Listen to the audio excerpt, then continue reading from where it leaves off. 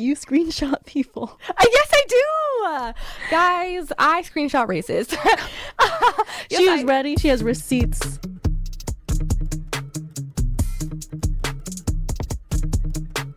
Hey, I'm your host, Alexis. And I'm your co-host, Truk. Sit back and relax because you're in good company.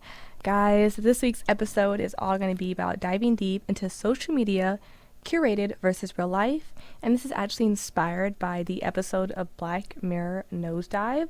Shout out to my teacher. I had to watch this for class. I was quite literally quizzed on it and did a whole project, so you know I'm well informed. Okay, she already did her quote, deep dive, and everything. Yes, and I got Truk to watch episodes, so. Yes, I watched this episode in preparation for our podcast, so, you know, I'm a little bit caught up. It's quick summary if you haven't watched the episode or you need a refresher.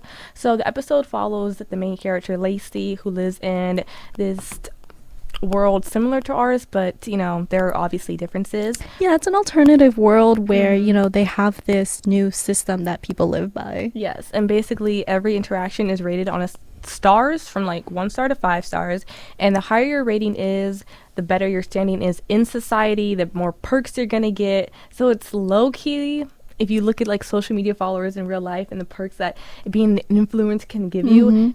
It's sort of like that, but it's like a popularity contest, basically. Yeah.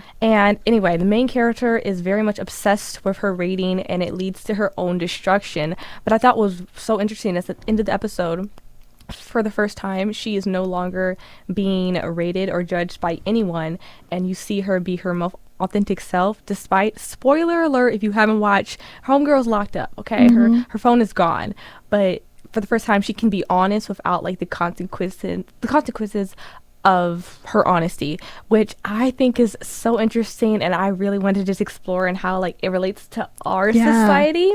And the first thing I want to bring up, Truk, is the audience doesn't know, but for a while you were off social media and you're actually still basically off Instagram. Yeah, so a couple months ago we posted a episode where I shared that I was going to be off of social media and TikTok. I have recently gotten back on TikTok, and it's mainly because I kind of just miss people in the community. FOMO. Yeah, no, literally. And I just miss being online. But I'm still off Instagram, so, you know, it's still a little bit lonely, I'm not gonna lie.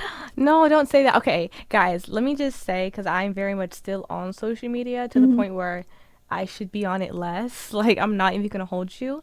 But okay, I guess my biggest thing, the difference is I find the most interesting is having a friend, Truk, who is all social media. I noticed there are different ways. Like, I cannot just post something and she'll know about it. I can't just like, I actually think I enjoy it more to the extent because I'm able to update you about my life in real time. Like when I got my belly pierced, guys, I did a whole thing. Like I surprised Truk. I lifted my shirt. Wait, that sounds crazy.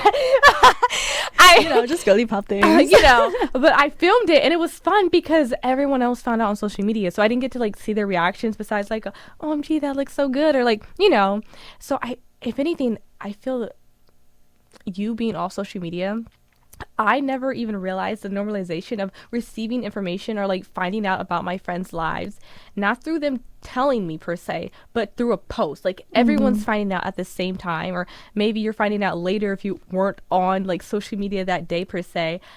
So telling someone something in person, it's so much more like intimate. Like I don't know. It is really nice. It's preferred, honestly. I mean, sorry to cut you off. I was gonna say, but I also understand like when you just want to get something out to people, like you just want to make an announcement. You could just because that's what social media is for. It's like for your grand announcements. But one thing I really enjoyed about being offline for a little bit is that when I go out to lunch and dinner with my friends, it's like, oh my gosh, what have you been up to? And I get to genuinely learn what they've been up to, and it's really nice because it's like, wow, like how have you been feeling, and you know, the more behind the scenes compared to just like, oh, I did this, and that's the end of the sentence. Can you imagine like the amount of times I have said or you have said in a sentence, I saw on Instagram that da da da da da, so tell me about it. That has to be like the opener. I don't know. Like some people will they will legit be in a whole secret relationship, and you're gonna get teased on Instagram. They're gonna soft launch, and you're gonna be like, "Girl, who is this man?" You'll find out when I do my grand reveal. I'm dead. No, I actually do remember an acquaintance of mine, soft launching her boyfriend. And like, I'm nosy. So I straight up DM'd her and I was like, who is this man? Where are you? But she never got back to me, so Oh, I never wow. once again, I think I was doing a little bit too much, especially as an acquaintance, but I just like being girly That's pop. wild. She's like, girl, you'll find out whenever anyone You'll else find does. out when I post him, and No, I'm not on Instagram anymore, so I don't even know if he exists. dang, it's like that. No, but like real talk, I do think uh, social media is used as like a crutch for people, Mm. and I think it can be a very unhealthy one that is like being relied on. But like beyond that, the way people portray themselves online, like especially because in the episode Nosedive, we had the character and she was very being extremely inauthentic and like playing it up in front of people because she was so like hyper fixated and concerned with how people were going to view her and view the interaction she had with them. And honestly, I would say that's I feel like on Twitter, like that's not really like a thing in the same way, but like Okay. Instagram and TikTok, I would say especially Instagram, Mm. you're gonna have people trying to like do the best lighting, post the best photos, going to the extent where like they're editing themselves, they're editing their bodies, like Mm. completely switching up how the photo looks just because they want to present their best selves, even if it's Mm. not them. Yeah. It's close enough, and the way like filters as well have really like warped people's perceptions. Oh yeah, for I sure. just think it's very insane because also when I have Instagram, it's private and you are public, right? Oh, well, Yeah. you were public Yeah. as well. And we've talked about like the differences in how we posted because you had more eyes on you. So your Instagram was more about like aesthetics Oh yeah. and like, more But so. I enjoyed it. Like I Yeah. had a group of friends where, we would purposely go out to aesthetic restaurants and take pictures there. That's right. And it's really cute because, we would be like, "Oh, sit in my seat because this is a better angle for you." Or like, "Let's switch seats real quick. Like, let's do this and that.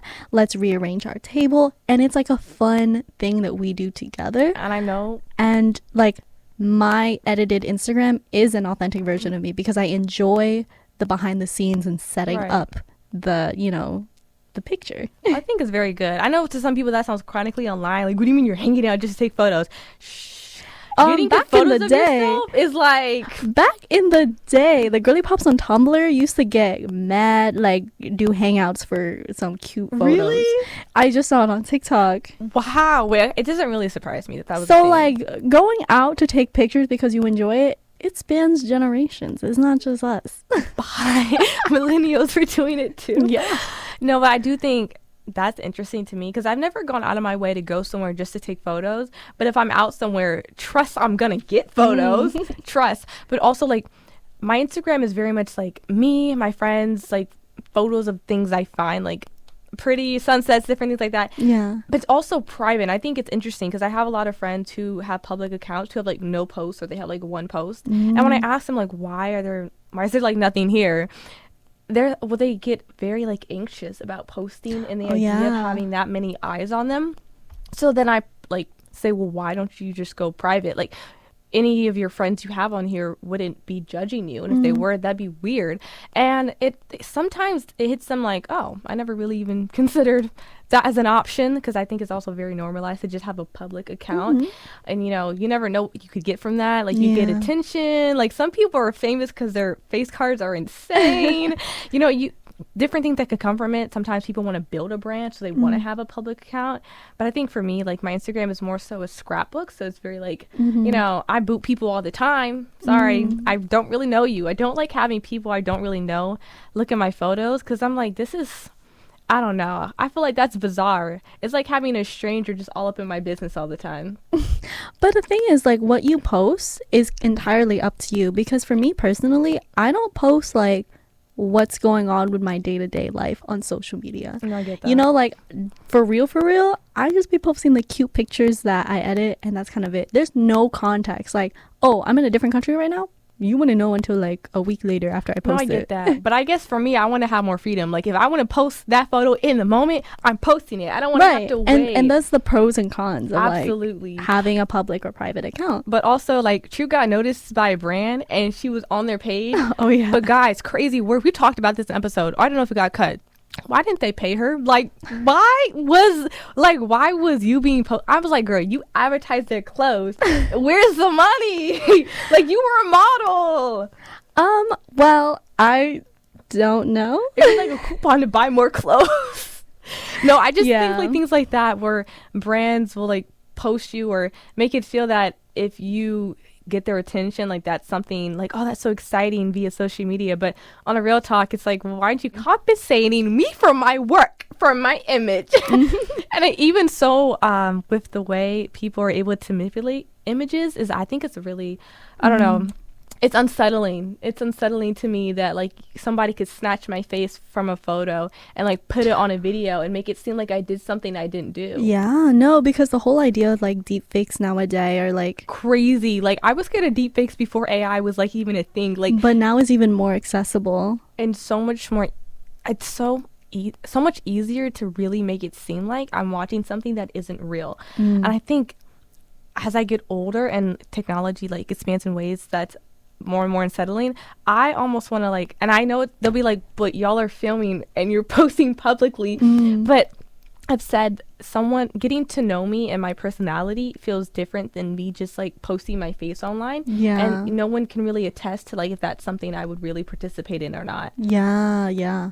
Because like once again, like it's online and there's such a like, you know, a barrier between yourself and your perceived image. It's absolutely. And also, you may not even know like how one certain item can give multiple different perceptions that is to so other true. people. Because you posting, oh, I got a matcha latte, one person can think, oh, she enjoys matcha. Another person think, oh, she's just following a trend. Another person can think, why is she appropriating matcha? I wasn't gonna go that far, but like, yeah, people can think that. No, because definitely like all the matcha businesses that have popped up and it's just like some white girl from Calabasas and then the matcha's very Why mid. is that so specific? Like it's very mid matcha and they're like charging you $10. But anyway, I think the point is that we're trying to make it, well, even diving deeper is you never know how you're being perceived. Yeah. Which has always been a thing, but now it's like people can quite literally fake your perception. Yeah, no, there's like we're more perceived now because of online Yes. social media, and like I think it's just the reality of like what era we are in right now. And I also feel that's why some people have gone back to like flip phones or like very like simple technology because they are so overwhelmed. And I think we're just receiving so much information and so many different like, I don't know. I think it's overstimulating. Like, I don't know if our brains can handle all this. Like, Yeah. you're scrolling on TikTok for, you know, how many hours a day, and you're seeing, like, all these different videos from all these different perspectives. I saw someone say, like, we were never meant to see this many, like, faces. And that's why people are, like, always comparing themselves as well, because... I think that also adds on to like why dating is so hard now, because there's so many options in the world too. But and are it's like, there? Are there really? oh, clock that. I feel like social media makes us feel like we have Yeah. options, but you don't have a chance with her, Bob. I'm sorry. No, but actually, wait, like, Yeah? kind of switching, because I think that's an interesting point. Do you feel like the image that people are curating online is a false advertisement? If it's so, like, if they're out here, like, editing their bodies or, like, posting photos that for things that they would never really do, but, like, it's trendy? Well, yeah, because it's not you. No, It's no. inauthentic, you know? But I mean, I think that's more of like we have to dive into their psyche and like, why do you feel the need to do that? Absolutely. And like, yo, it's okay to not be trendy, you know? Wait, guys, but this makes me really want to explore the term like hyperreality, which I actually learned about in my English class. So shout out. Yeah. It's Jean Ballard, I think. Okay. I may be pronouncing the name wrong, but I know the theory is hyperreality, and it describes a state where simulations and representations become so pervasive that they obscure or even replace the distinction between the real, the simulated, creating a reality that is more real than real, which is like really diving into like how social media is creating narratives and like worlds that people are so, 'cause you gotta think like content creators, a lot of people, all they know is what this creator is posting online, and that becomes who that person is to them. Like that becomes their full like lived reality of who this person is, despite how they really act, despite who they really are. And I think that is so unsettling that you can really, like, if you want to have a whole persona online, you can easily create that. And you can then even have a group of fans that are so ride or die for you. Like, some people are kind of untouchable. Like, they go through scandals, quote unquote, and it's like them be racist or homophobic, or it's something like, I think in the real world, we get you fired from your job and it'd be like kind of a done deal. But these content creators, them being online is their job, and they will always have people who are defending and supporting them, because that they don't believe it, or they're making excuses because they feel so connected and close to who this person is, despite the fact that that's likely not them. Right. Because, like, once again, you're a character online. Exactly. Like, they really are kind of playing characters. And, like, it's really interesting because when I think of online creators, sometimes I think back upon, like, creators who have been online for, like, over 10 years. And it's really interesting to see, you know, how they've kind of developed into themselves over the years. Some people have decided to stay into that niche that their audience knows them for, and other creators decide to grow from it and, like, branch onto their own things. And, like, I see why a creator would choose one or the other path, because, like, one is more authentic, or one makes more money, or, like, you know, there's, like, so many factors that come into, like, being an online presence and being an online figure. And I guess I also wonder, people who start off trying to be real about who they are lose it along the way. Or it's something else I've seen, people simply grow and change, but because you are not presenting the same way you were when the audience got to know you, the audience feels betrayed. They feel like I've seen a lot of audience, like, members rise up against creators because of that. Like, why are you acting like this now? Da, da, da, da, da. They feel like people got bougie, they lose touch of things, but it's like, money is going to change you. Being around completely different groups of people, you know, you move to a different state, you're around maybe people who are influencers, that's going to completely warp. And I think, honestly, I cannot fathom, because I do think the episode Nosedive would probably hit uncomfortably home for, like, a lot of influencers who are in these spaces where they feel the need to consistently make connections, and they feel the need to, like, be on good terms with people and kind of fake how people feel about them all the time. I just want to say the influencer tea is kind of funny. I don't know if you've seen these videos on TikTok where these creators would go to creator parties and they would talk about how other influencers would treat them poorly because they have a lower follower count, and, like, all of, like, the sneaky things that are done at these parties. Pause real quick, because what I find so interesting about these exposés is that they never say names. It's like, despite the fact that you are, you know, expressing what happened, this and that, you still are too afraid to say their name, because the ramifications of that are, like, more their than fans you are going after you with. Oh my gosh. Can you imagine, like, bro, one person having millions of people or thousands or hundreds of thousands of people defending them no matter what? That, to me, nobody should really have that much power. And you got, like, just regular people, like, and I don't know if they hit a certain, like, level of fame, do you stop being regular or whatever, but you know, sometimes they're teenagers who amass this fame, and sometimes they're 30-year-olds who, you know, at least their frontal lobe is developed, but it's always, like, a certain, I guess, group of people that we're not really wired to deal with something like that. And I really do wonder, it just feels very overwhelming. Like, I know we never really wanted to post on TikTok past a certain point, because we were honestly really afraid that one of our videos would blow up, and the attention we would receive would, like, first of all, like, would our growth be, like, too fast for us to, like, be able to conceptualize and, like, handle? And then also, that's a lot of eyes on you, and a lot of eyes equals a lot of judgment. I mean, it could come with some good things, but I don't know.